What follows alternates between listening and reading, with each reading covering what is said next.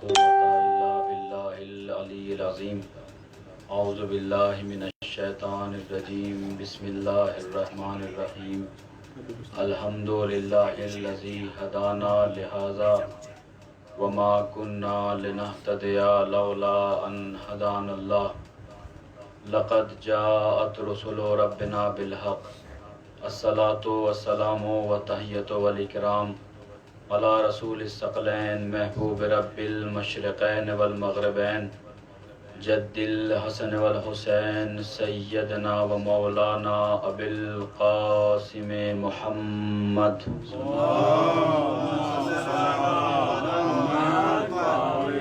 وعلى آل بيته الطيبين الطاهرين المعصومين المظلومين ولعنة الله على أعدائهم أجمعين من يومنا هذا إلى يوم الدين. أما بعد فقد قال الله تبارك وتعالى في كتابه الكريم بسم الله الرحمن الرحيم وجعلناهم أئمة يهدون بأمرنا أوحينا فعل الخيرات وإقام الصلاة وإيتاء الزكاة كانوا لنا عابدين. صلوات پڑھیں محمد آل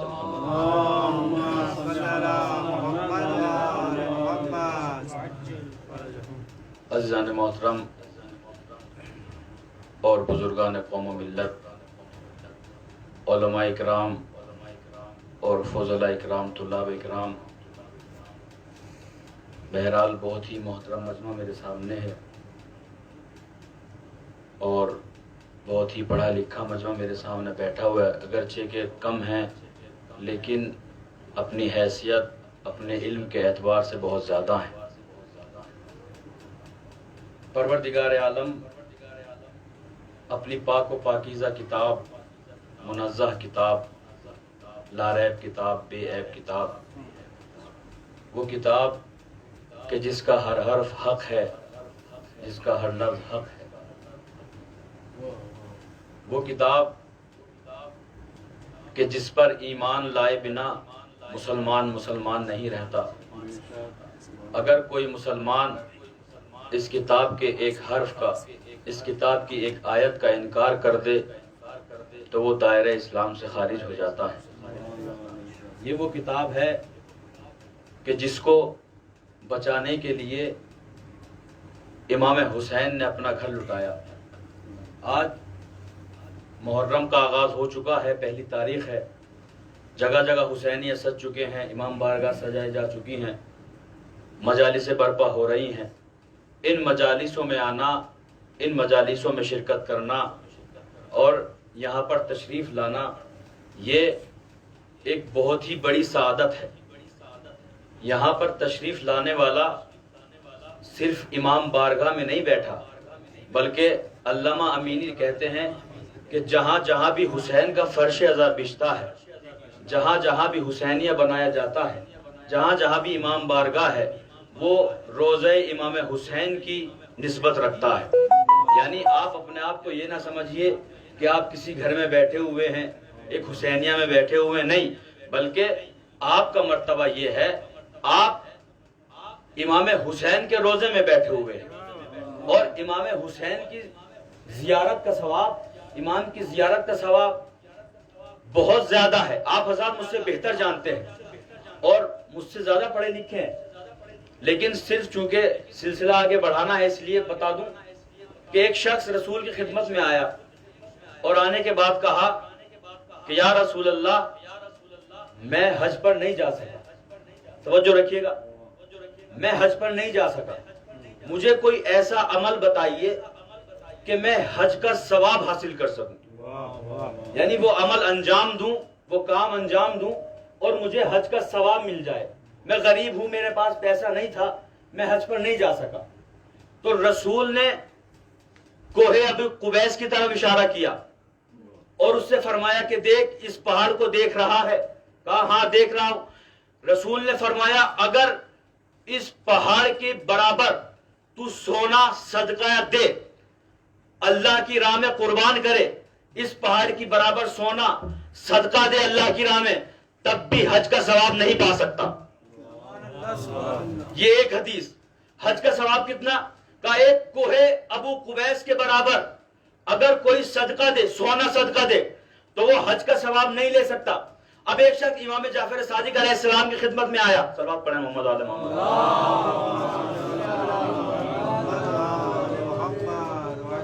امام کی خدمت میں آیا اور آ کے کہنے لگا مولا میں نے 19 حج انجام دیے ہیں، میں 19 مرتبہ حج پہ گیا ہوں۔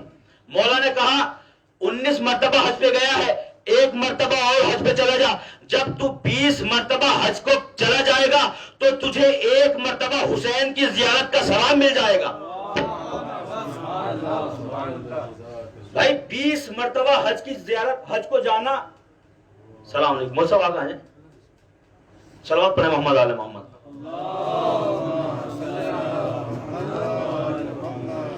ایک مرتبہ امام حسین کی زیارت اور 20 مرتبہ حج جانا برابر ہے۔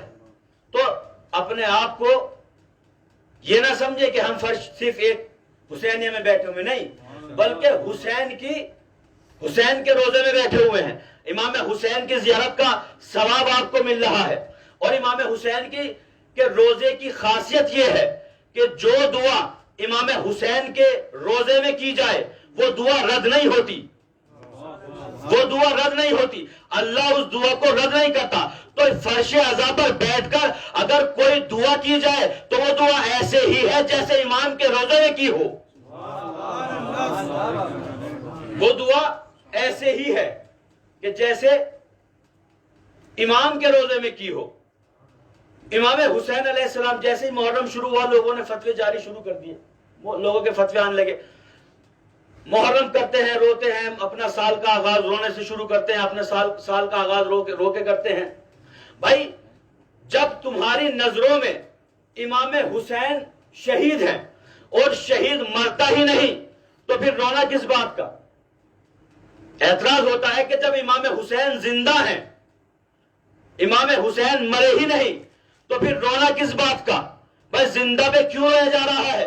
تو سنیے، میں ایک مثال سے اپنی بات کو واضح کروں کہ جب ہمارے ملک میں ہندوستان ہو یا پاکستان ہو، دونوں ملکوں میں یہ قانون ہے، دونوں ملک اس لیے کہہ رہا ہوں کہ مجھے دونوں ملکوں کا پتا ہے، یہاں کا نہیں پتا، کہ اگر کوئی انسان وہ پیڑ جو سرکار کی طرف سے لگایا گیا ہے اس کو کاٹ دے تو گویا اس نے سرکار کی نظر میں جرم کیا، اس کو سزا ملے گی، پولیس آئے گی پکڑ کے لے جائے گی اور زندان میں ڈال دے گی، یہ قانون ہے۔ امام حسین ابھی زندہ ہے تو روتے کیوں ہو؟ بھائی ہمارے ملکوں کا قانون یہ ہے کہ اگر کوئی سرکاری پیڑ کاٹ دے تو اس کو سزا ملے گی، جب اس کو سزا ملی تو کچھ عرصے بعد ہم نے دیکھا کہ وہ پیڑ جو اس نے کاٹا تھا وہ پھر نمودار ہونے لگا۔ توجہ رکھیے گا، اس نے پھر وہی بلندی اپنی بلندی پانی شروع کر دی، وہ پھر بلندیوں کی طرف جانا شروع ہو گیا، وہ پھر نمودار ہونے لگا، اس نے پھر اپنی پہلے والی حالت پالی، وہ پھر اپنی پہلے والی حالت میں آ گیا۔ اب اس کے عزیز و اقارب پولیس کے پاس گئے اور جا کے کہا کہ بھائی جو پیڑ ہمارے عزیز نے کاٹا تھا وہ پیڑ پھر بلند ہو گیا، وہ پیڑ پھر بڑا ہو گیا، وہ پیڑ پھر بلند ہو گیا، لہٰذا ہمارے عزیز کی، ہمارے رشتہ دار کی سزا کو معاف کر دیا جائے۔ تو کیا پولیس چھوڑے گی؟ نہیں، وہ کہے گی نہیں، آپ کے عزیز نے جرم تو کیا، یہ تو پیڑ کا کمال ہے کہ وہ کتے بھی نہیں کٹا۔ یہ تو پیڑ کا کمال ہے کہ وہ کٹ کے بھی نہیں کٹا۔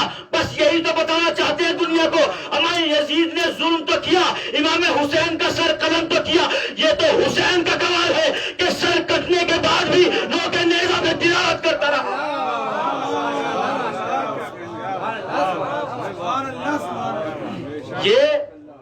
یہ تو امام حسین کا کمال ہے، صلوات پڑھے محمد آل محمد پر۔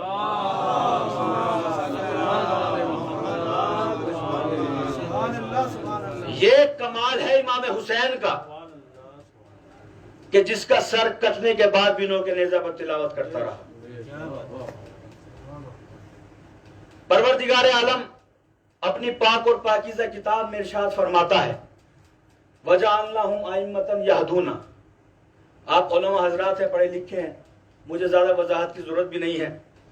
اللہ ارشاد فرما رہا ہے کہ امام ہم نے بنائے ہیں، وَجَعَلْنَاهُمْ أَئِمَّةً، کیوں؟ یہدون، تاکہ یہ لوگوں کی ہدایت کرے۔ امام اللہ کی طرف سے بنے گا، خلیفہ جب بھی بنے گا اللہ کی طرف سے بنایا جائے گا، جانشین رسول جب بھی بنایا جائے گا اللہ کی طرف سے بنایا جائے گا، یہدون، تاکہ وہ لوگوں کو ہدایت کرے۔ اور فعل مضارع کا صیغہ ہے جو زمانے حال اور مستقبل پر دلالت کرتا ہے، یہدون، تاکہ وہ ہدایت کرے اور قیامت تک ہدایت کرتا رہے۔ بھائی اللہ کی طرف سے بنایا ہوا امام ہدایت کے لیے آئے گا، گمراہی کے لیے نہیں آئے گا، اور جو ہدایت کے لیے آتا ہے وہ خود ہدایت یافتہ ہوتا ہے۔ ایسا نہیں ہے کہ دنیا میں آ کر ہدایت حاصل کی ہو۔ اللہ جس کو امام بنائے گا وہ ہدایت کے لیے آئے گا، وہ ہدایت کرے گا۔ اللہ جس کو امام بنائے گا جب ممبر پہ جائے گا تو سلونی سلونی کہتا نظر آئے گا، جس کو لوگ امام بنائیں گے وہ جب ممبر پہ جائے گا تو عقیلونی عقیلونی کہتا نظر آئے گا۔ صلوات پڑھے محمد آل محمد پر۔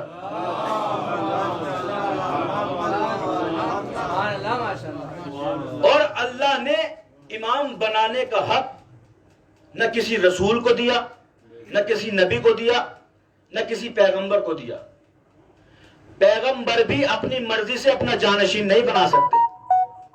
جب اللہ نے پہلا خلیفہ بنایا تو فرشتوں نے اعتراض کیا، زبان بے زبانی سے کہا کہ پروردگار ہم تیری عبادت کرتے ہیں، تو ہم میں سے کسی کو بنا دے۔ توجہ رکھیے گا، پروردگار اللہ نے اعلان کیا انی جاعل فی الارض خلیفہ، میں روئے زمین پر خلیفہ بنانے والا ہوں۔ تو فرشتوں نے اعتراض کیا، اے پروردگار ہم تیری عبادت بھی کرتے ہیں، تیری تسبیح بھی کرتے ہیں، ہم میں سے کسی کو بنا دے۔ بھائی فرشتے ہیں معصوم، فرشتے ہیں نوری مخلوق۔ معصوم وہ ہوتا ہے کہ جس سے کوئی گناہ نہ ہو۔ فرشتے جانتے تھے کہ فرشتے معصوم ہیں۔ معصوم فرشتے نے کیا کہا کہ پروردگار ہم میں سے بنا دے۔ فرشتوں نے یہ نہیں کہا کہ ہم پہ چھوڑ دے، ہم بنا لیں گے۔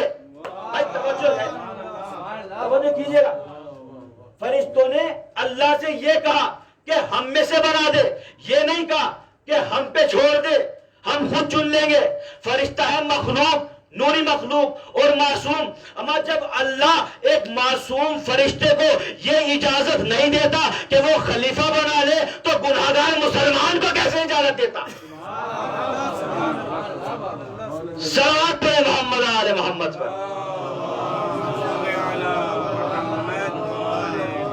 اللہ جب معصوم فرشتے کو یہ اجازت نہیں دیتا کہ وہ اپنے میں سے چن کر امام بنا دیں تو گناہگار مسلمان کو کس نے اجازت دی؟ تو پروردگار جب بھی امام بنائے گا ایسے کو بنائے گا کہ جو عالم بھی ہوگا، علم بھی اپنی طرف سے دے گا۔ اور اللہ جب امام بنائے گا نا تو پورا اختیار دے کر بھیجے گا، کائنات پر پورا کنٹرول دے کر بھیجے گا، پورا اختیار دے کر بھیجے گا، معجزے دے کر بھیجے گا۔ معجزہ ایک ایسی شے ہے کہ جو عقل میں نہیں آ سکتی۔ انسان معجزے کو صرف مان سکتا ہے، سمجھ نہیں سکتا۔ قرآن نے کہا کہ جب جناب موسیٰ دریائے نیل کے نزدیک پہنچے تو اللہ نے جناب موسیٰ سے کہا کہ اپنا عصا نیل پر مارو۔ جناب موسیٰ نے نیل پر عصا مارا تو دریا میں راستہ بنا۔ یہ جناب موسیٰ کا معجزہ، یہ دریا میں راستہ بن جانا انسان کی عقل میں نہیں آ سکتا، لیکن پھر بھی ماننا ہے۔ کیوں؟ اس لیے کہ قرآن صامت کا دعویٰ ہے، قرآن صامت کا دعویٰ ہے۔ قرآن صامت نے کہا کہ جب موسیٰ دریا پر پہنچے تو راستہ دیا، جب عیسیٰ کو معجزہ دیا، جب عیسیٰ کے پاس کوئی مردہ آتا تھا، مردہ آتا تھا تو عیسیٰ مردے کو زندہ کرتے تھے، جب عیسیٰ کے پاس کوئی مریض آتا تھا تو عیسیٰ اس کو شفا دیتے تھے۔ یہ معجزے ہیں، عقل میں آنے والے نہیں ہیں، یہ قرآن صامت نے بتایا اور انسان کو ماننا بھی ہے۔ تو قرآن صامت کا مرتبہ یہ ہوا کہ جو قرآن صامت کہہ دے چاہے وہ عقل میں آئے یا نہ آئے اس کو ماننا انسان پر واجب ہے۔ اگر نہیں مانے گا تو دائرہ اسلام سے خارج ہو جائے گا، اگر نہیں مانے گا تو اسلام سے نکل جائے گا۔ یہ قرآن صامت کا دعویٰ ہے کہ جو جو معجزے بتائے وہ عقل سے باہر ہے، لیکن انسان کو ماننا ضروری ہے، انسان پر واجب ہے۔ تو یہ قرآن صامت کا دعویٰ ہے۔ اب اگر قرآن ناطق کو اپنی ٹھوکر سے مردہ جلا دے، اگر قرآن ناطق اپنی ٹھوکر سے مردہ جلا دے تو پھر اعتراض کس بات کا؟ علامہ امرتسری نے اپنی کتاب میں لکھا کہ جب رسول کو اللہ نے معجزے عطا کیے، تمام معجزے اللہ نے رسول کو دیے، اور تمام معجزوں میں سے ایک معجزہ ہے علی، تمام معجزوں میں سے ایک معجزہ ہے علی، تو اب علی عقلوں میں آنے والا نہیں ہے، علی کو ماننا ضروری ہے، چاہے عقل میں آئے یا نہ آئے۔ صلوات پڑھے محمد آل محمد پر۔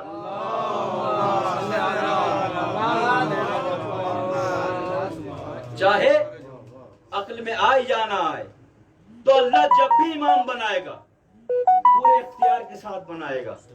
اگر اللہ کا بنایا ہوا امام درخت کی طرف اشارہ کرے گا تو درخت چلتا ہوا نظر آئے گا، اگر اللہ کا بنایا ہوا امام سورج کی طرف اشارہ کرے گا تو سورج پلٹتا ہوا نظر آئے گا۔ اللہ جب بھی امام بنائے گا اختیار کے ساتھ بنائے گا۔ ساتویں امام کا زمانہ ہے، امام مسجد میں بیٹھے ہوئے ہیں اور امام اپنے فضائل بیان کر رہے ہیں کہ اللہ نے ہمیں اختیار دیا ہے، اللہ نے ہمیں اتنا اختیار دیا ہے کہ ہم اگر چاہیں تو انسان کو نظر آئیں یا نہ آئیں۔ یہ بارش برس رہی ہے تو ہماری وجہ سے، امام فرما رہے ہیں یہ پھولوں میں خوشبو ہے تو ہماری وجہ سے، یہ پھلوں میں مٹھاس ہے تو ہماری وجہ سے، یہ اگر سورج نکل رہا ہے تو ہماری وجہ سے، چاند میں روشنی ہے تو ہماری وجہ سے، ستارے اگر نکل رہے ہیں تو ہماری وجہ سے، یہ آسمان کو بلندی دی ہے اللہ نے ہماری وجہ سے، پوری کائنات اللہ نے ہماری وجہ سے خلق کی ہے، اور اللہ نے ہمیں اتنا اختیار دیا ہے کہ ہم جسے چاہے نظر آئیں، جسے چاہے نظر نہ آئیں۔ جب امام نے یہ فرمایا نا کہ اللہ نے ہمیں اتنا اختیار دیا ہے کہ ہم جسے چاہے نظر آئیں، جسے چاہے نظر نہ آئے، تو ایک چاہنے والا کھڑا ہو گیا، دستے ادب کو جوڑا اور کہنے لگا مولا ساری بات سمجھ میں آتی ہے، آپ کی وجہ سے مخلوق کو رزق مل رہا ہے، یہ پھلوں میں مٹھاس آپ کی وجہ سے ہے، پھولوں میں خوشبو آپ کی وجہ سے ہے، آسمان کو بلندی آپ کی وجہ سے ہے، یہ ستارے آپ کی وجہ سے ہیں، یہ کہکشاں آپ کی وجہ سے ہے۔ مولا ساری بات سمجھ میں آتی ہے، یہ بات سمجھ میں نہیں آتی کہ انسان آنکھیں بھی رکھتا ہو اور آپ کو دیکھ بھی نہ پائے۔ مولا یہ بات سمجھ میں نہیں آتی کہ انسان بینا بھی ہو اور آپ کو نہ دیکھ پائے۔ مولا نے کہا اچھا اگر یہ بات سمجھ میں نہیں آتی تو ابھی سمجھا دیتا ہوں۔ امام نے کہا کہ دیکھ ہم یہاں محراب میں بیٹھے ہوئے ہیں، تو جا کر دروازے پہ مسجد پہ کھڑا ہو جا، دروازے مسجد پہ کھڑا ہو جا، اور جب میں اشارہ کروں تو پوچھنا کہ امام کو دیکھا یا نہیں دیکھا، اختیار امام۔ اب وہ گیا اور دروازے پہ جا کر کھڑا ہو گیا، ایک شخص داخل ہوا، امام نے اشارہ کیا اس سے پوچھ، اس نے پوچھا تو نے امام کو دیکھا ہے؟ کہا ابھی تھوڑی دیر پہلے بازار میں دیکھا، میں مسجد کی طرف آ رہے تھے، نماز کا وقت ہونے والا ہے شاید آ جائیں گے مسجد میں۔ وہ چلا گیا، دوسرا شخص آیا، امام نے پھر اشارہ کیا اس سے پوچھ۔ اب اس نے اس سے پوچھا کیا تو نے امام کو دیکھا ہے؟ کہا کل امام کو دیکھا تھا، آج تو دیکھا نہیں، مسجد میں آنے والے ہوں گے، نماز کا وقت ہے۔ پھر تیسرا شخص اندر آیا، امام نے پھر اشارہ کیا، اب اس سے پوچھ۔ اس نے پھر پوچھا کیا تو نے امام کو دیکھا ہے؟ کہا امام کو تھوڑی دیر پہلے دیکھا تھا، اب تو نہیں دیکھا۔ وہ گھبرایا، کہا ان کی آنکھیں بھی موجود، دماغ بھی صحیح، لیکن پھر بھی امام سامنے موجود، لیکن پھر بھی امام کو نہیں دیکھ پا رہے۔ اب چوتھا شخص داخل ہوا جس کے ہاتھ میں عصا، آنکھیں بالکل ملی ہوئی، جس کا نام تاریخ نے ابو مخفوف لکھا ہے۔ مخفوف اس کو کہتے ہیں کہ جس کی دونوں پلکیں چپکی ہوئی ہو، جس کی دونوں پلکیں چپکی ہوئی ہو۔ ابو مخفوف نے پہلا قدم مسجد کی دہلیز پہ رکھا، امام نے اشارہ کیا اس سے پوچھ، اب یہ پوچھنے والا گھبرا گیا، اب جس کی آنکھیں تھی وہ تو دیکھ نہ پائے، یہ تو بالکل اندھا ہے، یہ کیسے دیکھے گا؟ امام نے پھر اشارہ کیا تو پوچھ تو صحیح۔ ایک مرتبہ اس نے پوچھا ابو مخفوف کیا امام کو دیکھا ہے؟ ابو مخفوف نے کہا اندھا سمجھ کے مذاق کر رہا ہے، سامنے کون رہتا ہے؟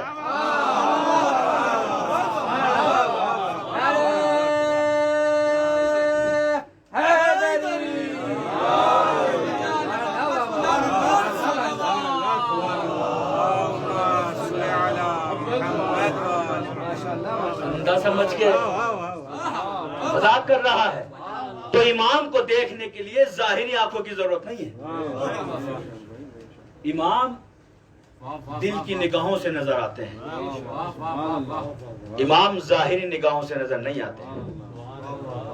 اسی لیے تو کہتے ہیں کہ امام پردے میں نہیں بلکہ ہماری آنکھوں پہ پردہ پڑا ہوا،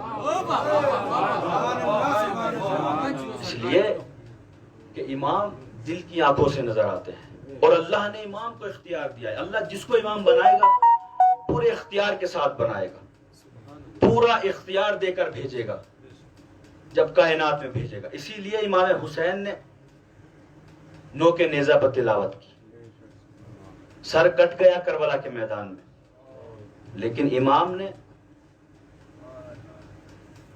یہ دنیا کو بتایا کہ تم ہمارا سر تو جدا کر سکتے ہو لیکن ہم سے قرآن کو جدا نہیں کر سکتے۔ یہ کائنات کو امام نے ایک درس دیا۔ آج محرم کی پہلی تاریخ ہے، مدینے والے کہتے ہیں کہ ہم محرم کا چاند آسمان پہ نہیں دیکھتے تھے بلکہ خاندان اور گھرانے بنو ہاشم سے جب رونے کی آواز بلند ہو جاتی تھی تو ہم سمجھ جاتے تھے کہ محرم کا چاند نمودار ہو گیا۔ یہ محرم کا چاند ہم لوگ ماننے والے ہیں، ہم لوگ چاہنے والے ہیں، ہمارے دلوں پر کتنا گراں گزرتا ہے کہ جب کوئی امام کے مصائب بیان کرتا ہے۔ یہ محرم کا چاند جب بھی کوئی دیکھتا ہے تو کوئی ایسا چاہنے والا نہیں ہوگا کہ جس کی آنکھیں نم نہ ہوتی ہوں۔ ابھی ہم نے کربلا کے واقعے کو صرف سنا ہے یا پڑھا ہے، لیکن کوئی اس بیمار سجاد سے پوچھے کہ جو 25 سال کا جوان ہے اور جس نے تمام منظر اپنی آنکھوں سے دیکھے، جب امام کے سامنے پانی آتا تھا تو امام گریا کرنا شروع کر دیتے، امام اتنا روتے تھے کہ داڑھی امام کی آنسوؤں سے تر ہو جاتی تھی۔ ایک چاہنے والا امام کی خدمت میں آیا اور کہنے لگا کہ مولا میرے گھر میں شادی ہے، آپ تشریف لائیے۔ امام نے فرمایا کہ ہم نے کربلا کے بعد شادیوں میں جانا چھوڑ دیا ہے، ہم کسی خوشی میں شرکت نہیں کرتے، تم خوشیاں مناؤ، تم شادیاں کرو، ہم تمہیں روکتے نہیں، لیکن اگر ہمیں اپنے گھر بلانا ہے تو ہمارے بابا کی فرش اعضا بچھا دو۔ مولا کا چاہنے والا تھا، مولا سے کہا کہ مولا میں آپ کے بابا کی فرش اعضا بچھاؤں گا، آپ تشریف لے کر آئیے۔ مجلس کا اہتمام ہوا، فرش اعضا بچھا، ممبر لگایا گیا اور ممبر کے ساتھ ہی مسند لگائی گئی جس پر امام تشریف فرما تھے۔ ذاکر مصائب پڑھ رہا تھا، جب مصائب پڑھ رہا تھا تو لوگوں کی آنکھوں میں آنسو آئے، اور لوگوں کی آنکھوں میں آنسو آنے کے بعد جب لوگ تھوڑا سا خاموش ہوئے اور اپنی آنکھوں سے آنسوؤں کو صاف کیا تو کیا دیکھا کہ مولا اپنی جگہ پر نہیں ہے، مولا اپنی مسند پر نہیں ہے۔ جو چاہنے والا تھا، جس نے بلایا تھا، وہ تڑپ گیا، شاید کوئی خطا ہو گئی، شاید کوئی غلطی ہو گئی۔ اس نے غور سے جب دیکھا، تمام مجمع پہ نگاہ کی تو کیا دیکھتا ہے کہ مولا اپنی مسند پر نہیں ہے بلکہ دروازے پر جا کر بیٹھ گئے۔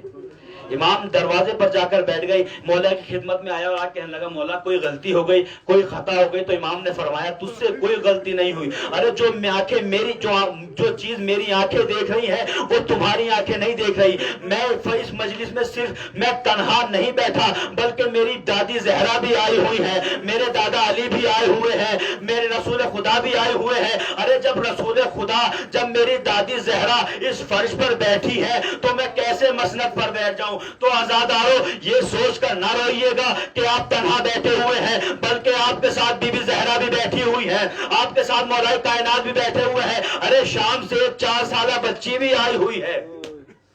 آپ کی آوازیں گریہ بلند ہو گئی. پروردگار خداوند عالم ان آوازوں پر رحمت نازل کرے. آپ کو کوئی غم نہ دے سوائے غم امام مظلوم کے. آپ کو کوئی غم نہ دے سوائے غم امام مظلوم کے. جب امام سجاد نے کہا نا کہ میں تنہا نہیں ہوں بلکہ میری دادی بھی آئی ہوئی ہے, ایک بچی بھی آئی ہوئی ہے. ارے بی بی زہرا فرش عزا پر آتی ہے اور اس لیے نہیں آتی کہ آپ کے اپنے گھرانے کے فضائل کو سنے, نہیں, بلکہ وہ صرف آپ کے آنسو کو لینے کے لیے آتی ہے. اس لیے کہ آپ کے آنسو ارے بی بی زہرا کے زخموں کے مرہم بنتے ہیں. یہی وہ آنسو ہے. آج 1 محرم ہے, کل 2 محرم, کل یہ حسینی قافلہ کربلا میں پہنچ جائے گا. جب 28 سفر ہوئی, 28 رجب آئی نا, اور یہ اعلان ہوا محلہ بنی ہاشم میں کہ ہمیں سفر پر نکلنا ہے, تو 28 رجب کے دن ایک دیہات کا رہنے والا انسان مدینے میں آیا تاکہ وہ جانشینی رسول سے, نواز رسول سے کچھ سوالات کرے. جب وہ مدینے میں وارد ہوا تو کیا دیکھتا ہے کہ تمام مدینہ سنسان ہے, سناٹا ہے, گلی میں کوئی انسان نظر نہیں آ رہا, گھروں میں سے کوئی آواز نہیں آ رہی. وہ پریشان ہو گیا کہ کوئی مصیبت تو نہیں آئی کہ مدینے والے پتہ نہیں کہاں چلے گئے.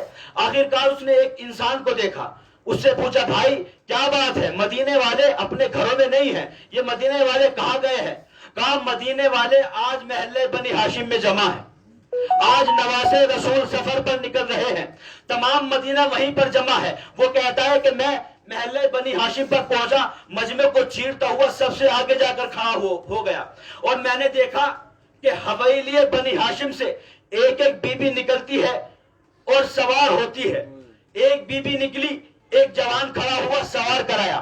دوسری بی بی نکلی, ایک دوسرا جوان کھڑا ہوا, پھر سوار کرایا. تیسری بی بی نکلی, تیسرا جوان کھڑا ہوا, سوار کرایا. اسی طرح بیبیاں نکل رہی ہیں, ایک ایک جوان کھڑا ہو رہا ہے اور سوار کر رہا ہے. لیکن آخر میں ایک بی بی نکلی. وہ کہتا ہے کہ جب آخر میں ایک بی بی نکلی تو 18 بنی ہاشم کھڑے ہوئے, جوان کھڑے ہوئے. امام حسین نے اپنی کرسی چھوڑی اور 18 بنی ہاشم نے اپنی اپنی تلواریں نکالی اور تلوار کے سائے میں اس بی بی کو سوار کیا. وہ کہتا ہے کہ میں نے اپنے بغل والے سے پوچھا بھائی ابھی تک جو بی بی آ رہی تھی وہ ایک ایک انسان سوار کرا رہا تھا, یہ کون سی بی بی ہے کہ اس کا اتنا بڑا مرتبہ ہے کہ تمام بنی ہاشم کے جوان کھڑے ہو گئے. حسین نے اپنی کرسی چھوڑ دی اور اس بی بی کے استقبال میں اس بی بی کو سوار کرایا. برابر کھڑا ہوا, پوچھتا ہے کہ یہ بی بی کون ہے؟ وہ جواب دیتا ہے کہ تو جانتا نہیں کیا مدینے میں مسافر ہے؟ کہا بھائی ہاں میں مسافر ہوں. ارے تو جانتا نہیں یہ کون ہے؟ یہ شریکت الحسین ہے, یہ زینب ہے, یہ علی کی بڑی بیٹی ہے. میں کہوں گا یہ 28 رجب ہے. اے بی بی یہ 28 رجب ہے, سن 60 ہجری ہے. ارے 11 محرم آنے دیجئے, 11 محرم سن 61 ہجری آنے دیجئے.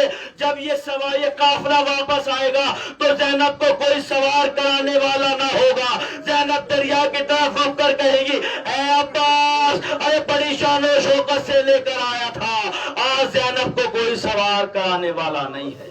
آج زینب تنہا بے قدر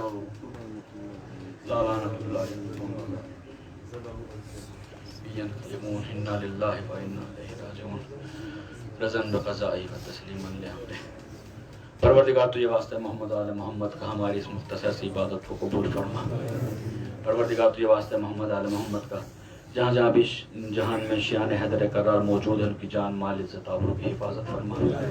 پروردگار تجھے واسطہ محمد آل محمد کا اس جہان میں جہاں جہاں بھی فرش عزا بچھایا گیا ہے یا بچھایا جا رہا ہے, امام حسین کا ذکر ہو رہا ہے, پروردگار تمام محبان امام حسین کو اپنے حفظ و امان میں رکھ. پروردگار تجھے واسطہ محمد آل محمد کا اپنی آخری حجت کے ظہور میں تاجیل فرما.